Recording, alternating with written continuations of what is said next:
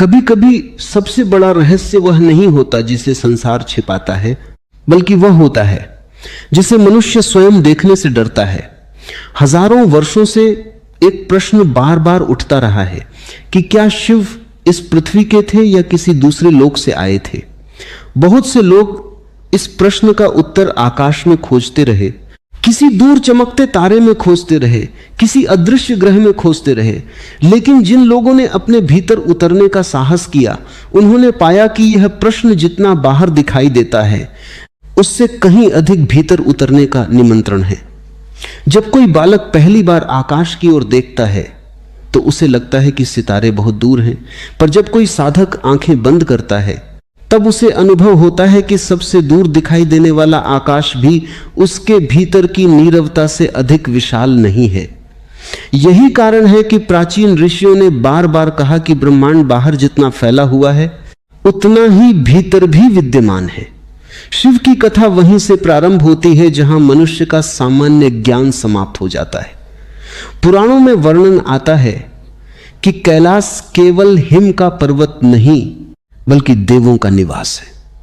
अनेक लोग इसे केवल भौगोलिक स्थान समझ लेते हैं, लेकिन योगियों ने कहा कि कैलाश चेतना का वह शिखर है जहां पहुंचकर मनुष्य का अहंकार हिम की तरह पिघल जाता है। जब मनुष्य अपने सारे विचारों, इच्छाओं और भय को पीछे छोड़ देता है, तब वह उसी कैलाश के निकट पहुंचता है जिसके बारे में हजारों वर्षों से कथाएं कही जाती रही हैं। एक प्राचीन कथा कहती है कि जब देवताओं और ऋषियों ने पहली बार शिव का दर्शन किया, तब किसी ने नहीं पूछा कि आप कहां से आए। सभी ने केवल इतना अनुभव किया कि उनके सामने ऐसी सत्ता खड़ी है जो समय से भी पुरानी है। जो समय से पुराना हो उसके लिए किसी ग्रह का प्रश्न भी छोटा हो जाता है, क्योंकि ग्रह भी समय के साथ जन्म लेते हैं और समय के साथ विलीन हो जाते हैं। शिव को अनादि कहा गया, जिसका न आरंभ है और न अंत। यदि किसी का आरंभ ही नहीं तो वह किसी एक स्थान से आया कैसे कहा जा सकता है। फिर भी यह प्रश्न व्यर्थ नहीं है, क्योंकि हर प्रश्न के भीतर एक छिपा हुआ द्वार होता है। जब कोई पूछता है कि क्या शिव दूसरे ग्रह से आए थे, तो संभव है कि उसका वास्तविक प्रश्न यह हो कि क्या मनुष्य से ऊपर भी कोई चेतना है, क्या इस पृथ्वी की सीमाओं से परे भी जीवन है। आज विज्ञान भी स्वीकार करता है कि ब्रह्मांड में असंख्य आकाश गंगाएं हैं और प्रत्येक आकाश गंगा में असंख्य सूर्य हैं। इतने विशाल विस्तार में केवल पृथ्वी पर ही जीवन हो, ऐसा मान लेना भी सरल नहीं।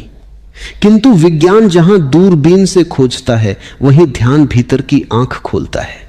ऋषियों ने कहा कि अनेक लोक हैं, भूलोक, भूवरलोक, स्वर्गलोक, महरलोक, जनलोक, तपलोक और सत्यलोक। इन लोकों को केवल स्थान मान लेना भूल होगी। यह चेतना की अवस्थाएं भी हैं। जैसे स्वप्न और जागरण दोनों एक ही मनुष्य के भीतर होते हैं, वैसे ही अनेक लोक भी चेतना के अनेक आयाम हैं। जब शिव को कैलाशवासी कहा गया तो उसका एक अर्थ यह भी था कि वे सामान्य चेतना से ऊपर के आयाम में स्थित हैं। इसलिए जो उन्हें केवल शरीर से देखेगा वह उन्हें एक योगी समझेगा, जो उन्हें ध्यान से देखेगा वह उन्हें स्वयं अस्तित्व का मौन अनुभव करेगा। एक पुरानी कथा में आता है कि सप्तर्षि वर्षों तक तप कर रहे थे। वे जानना चाहते थे कि सत्य क्या है। अनेक देवताओं ने उन्हें ज्ञान दिया, अनेक विद्वानों ने शास्त्र सुनाए, पर उनकी प्यास नहीं बुझी। अंत में वे उस मौन योगी के पास पहुंचे जो हिम के मध्य आंखें बंद किए बैठा था।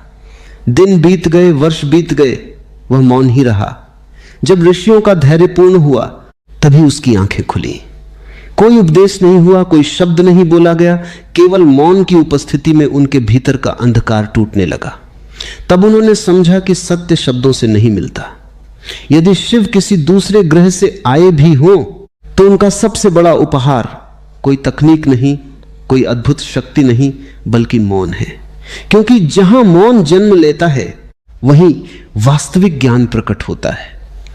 आज का मनुष्य बाहर की यात्रा में इतना व्यस्त हो गया है कि भीतर का आकाश भूल गया है। वह अंतरिक्ष यान बनाता है, ग्रहों पर यंत्र भेजता है, नए नए तारों की खोज करता है, लेकिन जिसने अपने भीतर के भय, क्रोध और लोभ को नहीं जाना, वह चाहे कितने ही ग्रह देख ले, स्वयं को नहीं जान पाएगा। यही कारण है कि शिव को ध्यान का देव कहा गया। उनका तीसरा नेत्र किसी चमत्कार का प्रतीक नहीं बल्कि जागरूकता का प्रतीक है। जब भीतर की आंख खुलती है तब संसार वैसा नहीं दिखाई देता जैसा पहले दिखाई देता था। तब हर वृक्ष में जीवन की धड़कन सुनाई देती है, हर नदी में समय का संगीत बहता हुआ प्रतीत होता है और हर श्वास ब्रह्मांड के साथ एक अदृश्य संवाद बन जाती है। विज्ञान कहता है कि हमारा शरीर उन्हीं तत्वों से बना है जिनसे सितारे बने हैं। ऋषियों ने हजारों वर्ष पहले कहा था कि जो बाहर है वही भीतर है। दोनों कथन अलग भाषा में हैं पर संकेत एक ही दिशा में है। इसलिए यदि कोई पूछे कि क्या शिव तारों से आए थे तो एक साधक मुस्कुराकर कहेगा कि जब पूरा शरीर ही तारों की धूल से बना है तब शिव को अलग कहां खोजोगे। वे उसी चेतना के प्रतीक हैं जिससे पूरा अस्तित्व धड़क रहा है। कथा आगे कहती है कि जब गंगा स्वर्ग से पृथ्वी पर उतरने लगी तब उसका वेग इतना प्रबल था कि पृथ्वी टूट सकती थी। तब शिव ने उसे अपनी जटाओं में धारण किया। बहुत लोग इसे केवल चमत्कार मानते हैं, लेकिन इसके भीतर एक गहरा संकेत छिपा है।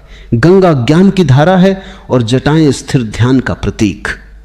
यदि मन स्थिर न हो तो ज्ञान भी विनाश बन सकता है। इसलिए पहले मौन चाहिए, फिर ज्ञान, पहले धैर्य चाहिए, फिर शक्ति। यही शिव का मार्ग है और शायद यही उस प्रश्न का भी उत्तर है जो हजारों वर्षों से मनुष्य पूछता आ रहा है। क्योंकि जो स्वयं के भीतर नहीं उतरा उसके लिए शिव सदैव किसी दूसरे ग्रह के रहस्यमय यात्री रहेंगे। लेकिन जो भीतर उतर गया वह देखेगा कि शिव कहीं से आए नहीं थे, वे तो सदा से यहीं थे। हर श्वास में, हर कण में, हर मौन में प्रतीक्षा करते हुए कि कब मनुष्य अपनी आंखें बाहर से हटाकर पहली बार स्वयं के भीतर देखे। यही यात्रा अभी प्रारंभ हुई है और जैसे जैसे ये यात्रा गहरी होगी वैसे वैसे ये प्रश्न भी बदल जाएगा कि शिव कहां से आए थे और उसकी जगह एक नया प्रश्न जन्म लेगा, मैं कौन हूं। और जिस दिन ये नया प्रश्न पूरे अस्तित्व के साथ उठेगा उसी दिन उत्तर भी उसी मौन में प्रकट होगा जहां शब्द समाप्त हो जाते हैं और केवल अनुभव शेष रह जाता है। अभी तक मनुष्य ने जितनी यात्राएं की हैं उनमें सबसे कठिन यात्रा बाहर के पर्वतों पर चढ़ने की नहीं, अपने भीतर उतरने की रही है।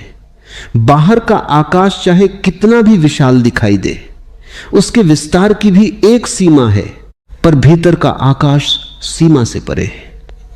इसी कारण जब प्राचीन मनीषियों ने शिव को कैलाश पर स्थित बताया तब उनका संकेत केवल हिम से ढके एक पर्वत की ओर नहीं था, बल्कि उस चेतना की ओर था जहां पहुंचकर मनुष्य स्वयं समय का साक्षी बन जाता है। जिसने समय को साक्षी भाव से देख लिया उसके लिए जन्म और मृत्यु दो अलग घटनाएं नहीं रह जाती, वे एक ही श्वास के दो छोर बन जाती हैं। इसी रहस्य को समझने के लिए एक अत्यंत प्राचीन कथा कही जाती है। कहा जाता है कि एक बार अनेक ऋषि एकत्र हुए और उन्होंने विचार किया कि यदि शिव वास्तव में इस पृथ्वी के नहीं हैं, यदि वे किसी दिव्य लोक के अतिथि हैं, तो अवश्य उनके आने का कोई संकेत ब्रह्मांड में सुरक्षित होगा। वे हिमालय की गहन गुफाओं में पहुंचे जहां वर्षों से अग्नि शांत थी और केवल वायु का मधुर स्पर्श पत्थरों से संवाद करता था। वहां एक वृद्ध तपस्वी समाधि में लीन बैठे थे। उनके शरीर पर समय की धूल थी, पर उनके मुख पर ऐसी शांति थी जिसे देखकर लगता था मानो हजारों सूर्योदय और हजारों संध्याएं उनके भीतर बिना कोई छाप छोड़े गुजर चुकी हों। ऋषियों ने उनसे वही प्रश्न पूछा जो आज भी मनुष्य पूछता है, क्या शिव किसी दूसरे लोक से आए थे? वृद्ध ने आंखें खोली, किंतु उत्तर देने के स्थान पर उन्होंने गुफा के बाहर फैले आकाश की ओर संकेत किया। रात का समय था, असंख्य तारे नीरवता में झिलमिला रहे थे। फिर उन्होंने धीरे से अपनी उंगली ऋषियों के हृदय की ओर कर दी। वे बोले, यदि उत्तर केवल आकाश में होता तो पक्षी सबसे पहले ज्ञानी हो जाते, क्योंकि वे आकाश में रहते हैं। यदि उत्तर केवल पृथ्वी में होता तो वृक्ष सबसे पहले मुक्त हो जाते, क्योंकि उनकी जड़ें पृथ्वी में हैं। किंतु सत्य वहां प्रकट होता है जहां आकाश और पृथ्वी एक दूसरे को स्पर्श करते हैं, और वह स्थान मनुष्य का जागृत हृदय है। यह सुनकर ऋषि मौन हो गए, क्योंकि उन्हें अनुभव हुआ कि वे उत्तर बाहर खोज रहे थे, जबकि प्रश्न भीतर जन्मा था। पुराणों में अनेक बार देवताओं के विमानों का वर्णन मिलता है।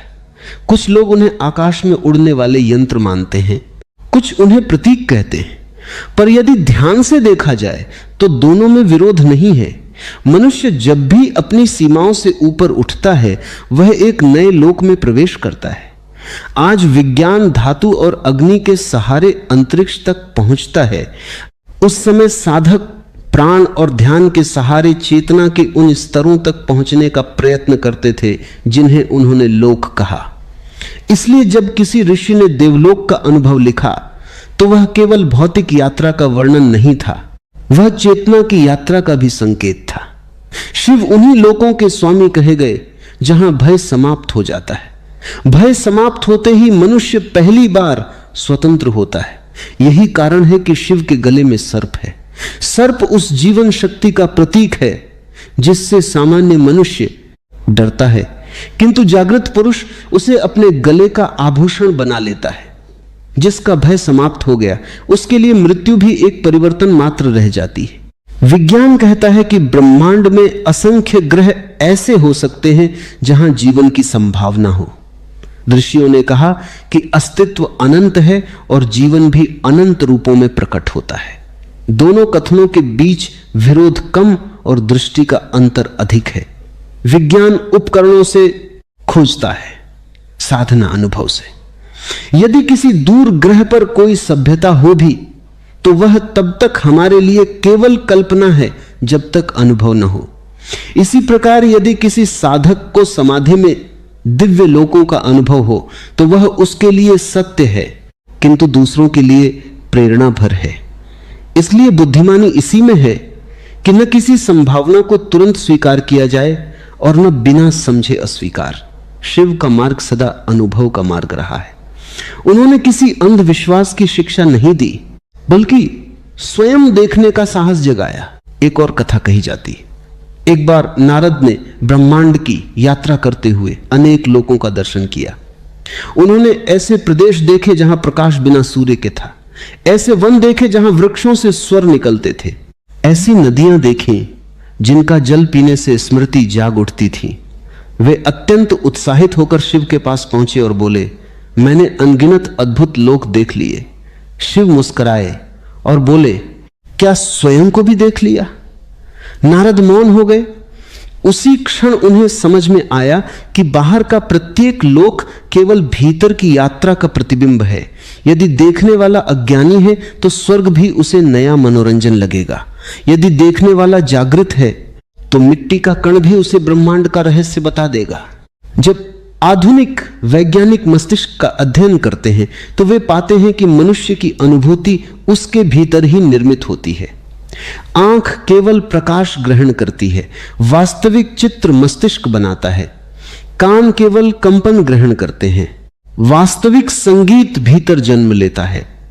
इसी तथ्य को प्राचीन साधकों ने दूसरी भाषा में कहा था कि संसार वैसा नहीं है जैसा दिखाई देता है, संसार वैसा दिखाई देता है जैसा देखने वाला है। यदि भीतर अशांति है तो पूरा जगत संघर्ष बन जाएगा। यदि भीतर मौन है तो वही जगत एक मंदिर बन जाएगा। इसलिए शिव को ध्यानमग्न दिखाया गया। उनका मौन संसार से भागना नहीं था, बल्कि संसार को उसकी वास्तविकता में देखना था। इतिहास गवाह है कि जब भी कोई मनुष्य भीतर से जागा, उसने बाहरी संसार को बदल दिया। चाहे वह किसी वन में बैठा तपस्वी हो, किसी राजमहल का त्याग करने वाला साधक हो, किसी गुफा में समाधिस्थ योगी हो, या किसी गांव में सत्य का गीत गाने वाला संत, परिवर्तन पहले भीतर हुआ और बाद में बाहर दिखाई दिया। इसलिए शिव की कथा केवल एक देवता की कथा नहीं, मनुष्य की संभावनाओं की कथा है। वह कहती है कि यदि एक मनुष्य पूर्ण जाग सकता है तो प्रत्येक मनुष्य में वही संभावना छिपी है। रात्रि जितनी गहरी होती जाती है उतने अधिक तारे दिखाई देने लगते हैं। इसी प्रकार जब जीवन में प्रश्न गहरे होते हैं तभी उत्तरों के वास्तविक द्वार खुलते हैं। इसलिए यदि यह प्रश्न अब भी तुम्हारे भीतर जीवित है कि क्या शिव दूसरे ग्रह से आए थे, तो उसे जल्दी समाप्त मत करो, उसे अपने भीतर जीवित रहने दो। कभी कभी सही प्रश्न ही सबसे बड़ी साधना बन जाता है। जिस दिन यह प्रश्न तुम्हें भीतर तक जगा देगा, उसी दिन तुम्हें अनुभव होगा कि शिव किसी एक ग्रह, किसी एक पर्वत, किसी एक युग या किसी एक शरीर के नहीं हैं। वे उस जागृत चेतना का नाम है जो ब्रह्मांड के प्रत्येक कण में स्पंदित हो रही है और जो हर उस हृदय में प्रकट होने की प्रतीक्षा कर रही है जो सत्य को सुविधा से अधिक प्रेम करता है। वहीं से यात्रा और भी गहरी होगी, क्योंकि अब रहस्य केवल शिव का नहीं रहेगा, स्वयं तुम्हारे अस्तित्व का बन जाएगा। अभी तुम्हारे भीतर जो प्रश्न धीरे धीरे परिपक्व हो रहा है, वही इस यात्रा का वास्तविक द्वार है। जब तक मनुष्य उत्तरों के पीछे भागता रहता है, वह केवल शब्दों का संग्रह करता है। लेकिन जिस क्षण वह प्रश्न के साथ मौन में बैठना सीख जाता है, उसी क्षण ज्ञान की पहली किरण उसके भीतर उतरने लगती है। यही कारण है कि प्राचीन आचार्यों ने कहा था कि सत्य किसी पुस्तक में बंद नहीं किया जा सकता। पुस्तक केवल दिशा देती है, यात्रा स्वयं करनी पड़ती है। यदि कोई पूछे कि क्या शिव किसी दूसरे ग्रह से आए थे, तो यह प्रश्न तभी सार्थक है जब उसके पीछे जिज्ञासा हो, केवल चमत्कार की भूख न हो। क्योंकि चमत्कार आंखों को आकर्षित करते हैं, पर जागरण हृदय को बदल देता है। एक अत्यंत प्राचीन कथा में वर्णन मिलता है कि जब सृष्टि अभी अपने आरंभिक विस्तार में थी, तब अनेक महर्षि ब्रह्मांड के रहस्यों को जानने के लिए दीर्घकालीन तप में लीन हुए। वर्षों नहीं, युगों तक उनका ध्यान चलता रहा। एक दिन उनकी समाधि में ऐसा प्रकाश प्रकट हुआ जो सूर्य के प्रकाश से भिन्न था। वह आंखों को नहीं, चेतना को प्रकाशित करता था। उस प्रकाश के मध्य उन्होंने एक शांत योगी को देखा। उसके शरीर पर भस्म थी, मस्तक पर अर्धचंद्र था, जटाओं में दिव्य धारा प्रवाहित हो रही थी, किंतु सबसे अद्भुत उसकी आंखों का मौन था। वहां कोई आदेश नहीं था, कोई भय नहीं था, कोई पुरस्कार नहीं था। केवल ऐसी उपस्थिति थी जिसमें प्रवेश करते ही मन का शोर स्वयं शांत होने लगता था। समाधि से लौटकर ऋषियों ने कहा कि हमने किसी व्यक्ति को नहीं देखा, हमने चेतना की उस अवस्था का दर्शन किया है जहां पहुंचकर मनुष्य स्वयं ब्रह्मांड की धड़कन सुन सकता है। यही कारण है कि शिव को महायोगी कहा गया। उनका अर्थ किसी विशेष शरीर से अधिक उस सर्वोच्च जागृति से है जिसमें समस्त अस्तित्व एक हो जाता है। आज विज्ञान यह कहता है कि पूरे ब्रह्मांड में एक अदृश्य ऊर्जा व्याप्त है। ग्रह, तारे, आकाश गंगाएं और यहां तक कि हमारा शरीर भी उसी ऊर्जा के विभिन्न रूप हैं। प्राचीन दर्शन ने इसे अलग भाषा में कहा। उन्होंने कहा कि समस्त सृष्टि एक ही मूल स्पंदन से उत्पन्न हुई है। नाम भिन्न हो सकते हैं, पर संकेत एक ही सत्य की ओर है। जब कोई साधक ध्यान में गहरे उतरता है, तब वह स्वयं को शरीर तक सीमित अनुभव नहीं करता। उसे लगता है मानो उसकी श्वास वृक्षों की पत्तियों में भी चल रही है, नदियों के प्रवाह में भी, पर्वतों की नीरवता में भी और तारों की चमक में भी। यही अनुभव अद्वैत कहलाता है। इस अवस्था में यह प्रश्न अपना महत्व खो देता है कि कौन किस ग्रह से आया, क्योंकि सब कुछ उसी एक विराट सत्ता की अभिव्यक्ति प्रतीत होने लगता है। पुराणों में वर्णन आता है कि एक बार देवी पार्वती ने शिव से पूछा, यदि सब कुछ एक ही सत्य है तो फिर मनुष्य स्वयं को अलग अलग क्यों अनुभव करता है? शिव ने उत्तर दिया, जैसे समुद्र की लहर स्वयं को समुद्र से अलग समझ लेती है, वैसे ही मनुष्य अपने विचारों को ही अपना स्वरूप मान बैठता है। जब लहर शांत होती है, तब उसे स्मरण आता है कि वह कभी समुद्र से अलग थी ही नहीं। उसी प्रकार जब मन शांत होता है, तब मनुष्य जानता है कि वह अस्तित्व से कभी अलग नहीं हुआ। यही विस्मृति संसार है और यही स्मरण मुक्ति। इतिहास में ऐसे अनेक साधकों का उल्लेख मिलता है जिन्होंने हिमालय की गुफाओं में वर्षों तक ध्यान किया। वे किसी चमत्कारी शक्ति की खोज में नहीं थे, वे स्वयं को जानना चाहते थे। कहा जाता है कि उनमें से कुछ ने ऐसी चेतना का अनुभव किया जिसमें समय रुक गया। उनके लिए एक दिन और एक शताब्दी का अंतर मिट गया। जब वे लौटे तो लोगों ने उन्हें देखकर पूछा कि आपने क्या देखा? उन्होंने कहा, हमने कोई नया संसार नहीं देखा, हमने पहली बार स्वयं को बिना भ्रम के देखा, यही सबसे बड़ा रहस्य है। मनुष्य दूर के ग्रहों की कल्पना करता है पर अपने भीतर के अनंत आकाश को भूल जाता है। यदि शिव वास्तव में किसी दिव्य लोक से आए भी हों तो उन्होंने मनुष्य को अपने लोक में बुलाने का प्रयास नहीं किया। उन्होंने मनुष्य को उसके अपने भीतर उतरने का मार्ग दिखाया। यह बात अत्यंत गहरी है। सामान्य मनुष्य हमेशा बाहर भागता है। उसे लगता है कि सत्य कहीं और है, सुख कहीं और है, ईश्वर कहीं और है। शिव का मौन कहता है कि जिसे तुम बाहर खोज रहे हो वह तुम्हारे भीतर प्रतीक्षा कर रहा है। कैलाश केवल हिम का पर्वत नहीं, वह तुम्हारी चेतना की सर्वोच्च चोटी है। गंगा केवल जलधारा नहीं, वह करुणा की धारा है। तीसरा नेत्र केवल दिव्य शक्ति नहीं, वह जागरूकता है। डमरू केवल वाद्य नहीं, वह सृष्टि की पहली ध्वनि का प्रतीक है। और भस्म केवल राख नहीं, वह स्मरण है कि जो जन्मा है वह मिटेगा। इसलिए उस सत्य को जानो जो कभी नहीं मिटता। रात्रि के अंतिम पहर में जब समस्त संसार सोया होता है तब प्रकृति की नीरवता सबसे अधिक गहरी होती है। प्राचीन योगियों का विश्वास था कि इसी समय ब्रह्मांड की सूक्ष्म तरंगों को सबसे स्पष्ट अनुभव किया जा सकता है, इसलिए वे उस समय ध्यान करते थे। उनका उद्देश्य किसी अदृश्य प्राणी से मिलना नहीं था, बल्कि अपने भीतर उस मौन को खोजना था जहां कोई भय नहीं रहता। क्योंकि भय ही मनुष्य को सीमित रखता है। जो भय से मुक्त हो गया उसके लिए पूरा ब्रह्मांड एक खुला आकाश बन जाता है। यही कारण है कि शिव की कथा केवल अतीत की कथा नहीं है, वह आज भी जीवित है। हर उस व्यक्ति में जो सत्य के लिए अपने भ्रम छोड़ने को तैयार है, हर उस हृदय में जो मौन को सुन सकता है, हर उस साधक में जो यह स्वीकार कर सके कि सबसे बड़ा रहस्य किसी दूर तारे में नहीं बल्कि उसी चेतना में छिपा है जो अभी इस क्षण उसकी श्वास के साथ चल रही है। और जब यह अनुभव पहली बार जन्म लेता है तब मनुष्य को प्रतीत होता है कि वह ब्रह्मांड में अकेला नहीं है, पूरा अस्तित्व उसके साथ श्वास ले रहा है। उसी क्षण यह प्रश्न धीरे धीरे विलीन होने लगता है कि शिव कहां से आए थे, क्योंकि तब अनुभव होता है कि जहां जहां चेतना जागती है वहीं वहीं शिव प्रकट हो जाते हैं। यही इस यात्रा का अगला द्वार है और इसके आगे जो रहस्य खुलेंगे वे मनुष्य की पहचान को ही बदल देंगे। मनुष्य का सबसे बड़ा भ्रम यह नहीं कि वह बहुत कम जानता है, बल्कि यह है कि जो कुछ वह जानता है उसी को अंतिम सत्य मान लेता है। जैसे ही ज्ञान अहंकार बन जाता है, सत्य अपने द्वार बंद कर लेता है। इसलिए प्राचीन तपस्वी जब किसी गुफा में प्रवेश करते थे तो वे केवल शरीर को नहीं, अपने सारे निष्कर्षों को भी बाहर छोड़ देते थे। खाली पात्र ही अमृत को धारण कर सकता है, भरा हुआ पात्र केवल अपने ही भार से भरा रहता है। इसी कारण शिव के मार्ग को शून्यता का मार्ग कहा गया।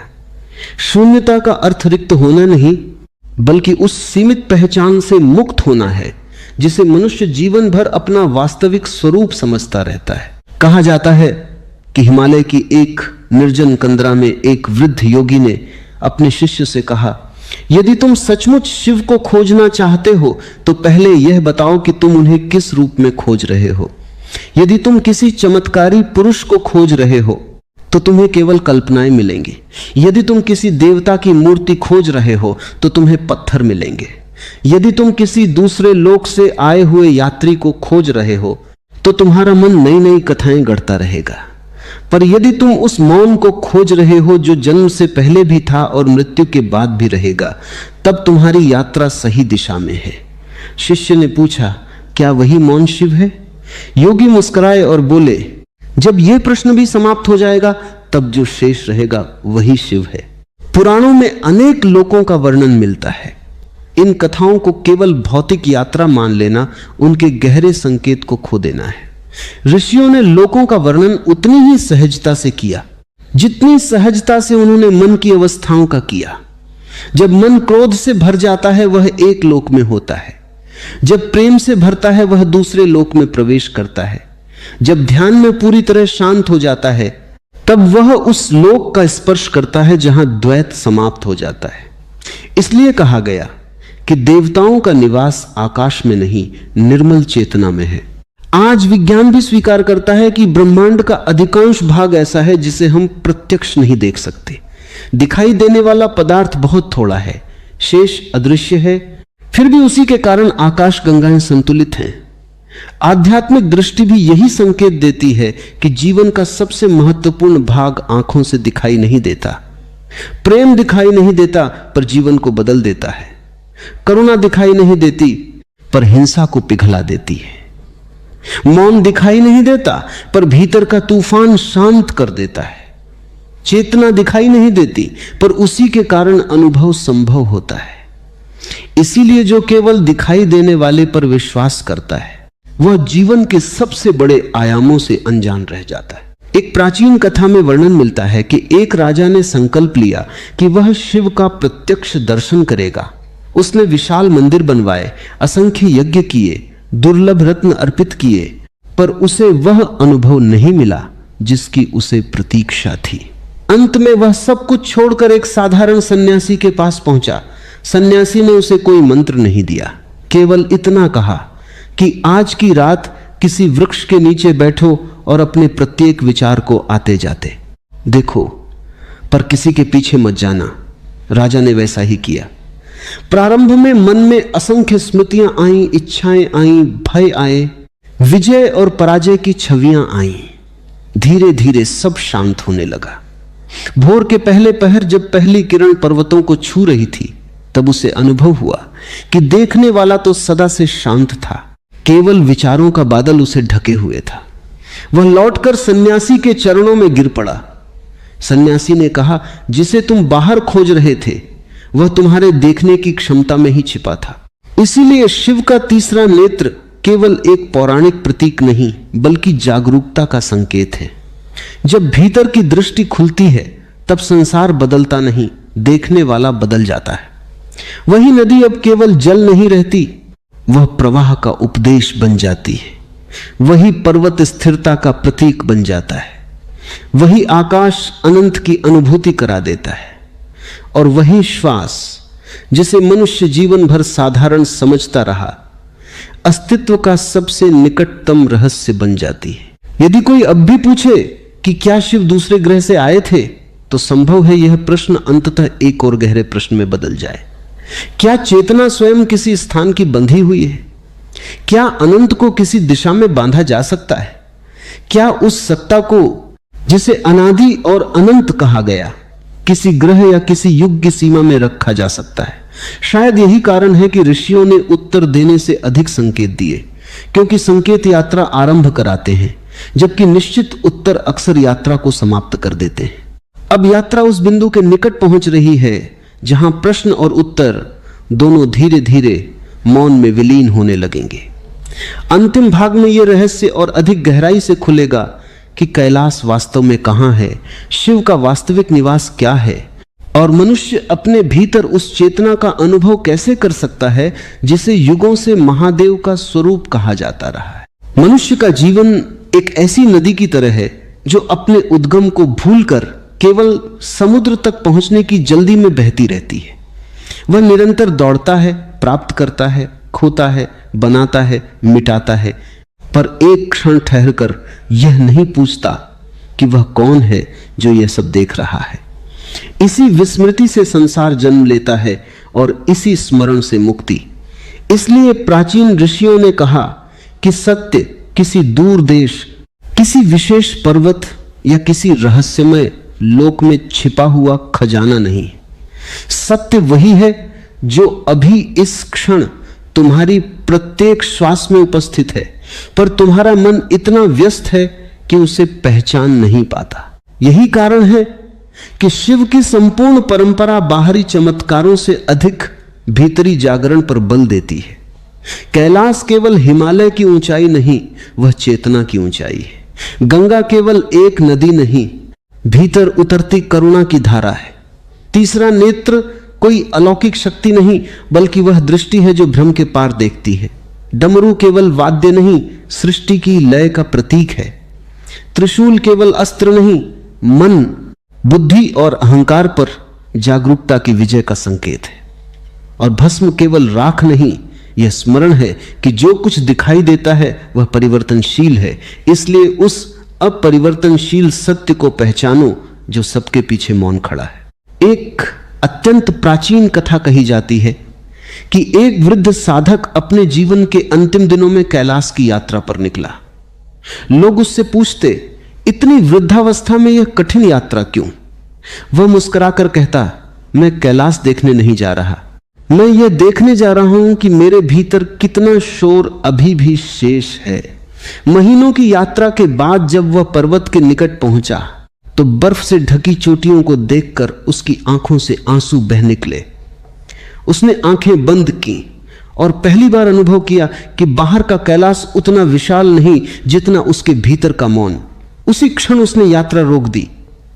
उसके साथ आए लोगों ने कहा, अभी तो शिखर दूर है।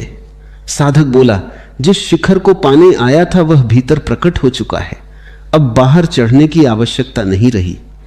यही कथा संकेत देती है कि बाहरी तीर्थ अंततः भीतर के तीर्थ की याद दिलाने के लिए है। यदि कोई पूछे कि क्या शिव दूसरे ग्रह से आए थे, तो इस प्रश्न का अंतिम उत्तर शब्दों में नहीं दिया जा सकता।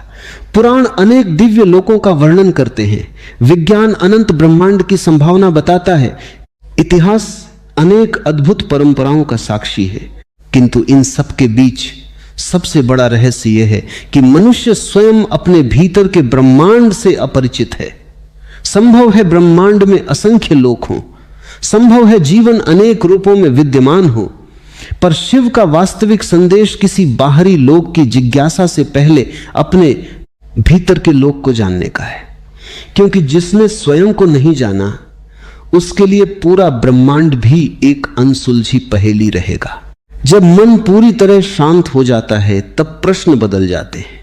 पहले मन पूछता है शिव कहां है, फिर पूछता है शिव कौन है, और अंत में यह भी समाप्त हो जाता है, केवल मौन बचता है। उसी मौन में पहली बार अनुभव होता है कि अस्तित्व कभी अलग था ही नहीं। नदी समुद्र से अलग नहीं थी, केवल स्वयं को अलग मान रही थी। दीपक की लौ सूर्य से अलग नहीं थी, केवल आकार में छोटी थी। मनुष्य भी उस विराट चेतना से अलग नहीं है, केवल अपने विचारों के कारण स्वयं को सीमित मान बैठा है।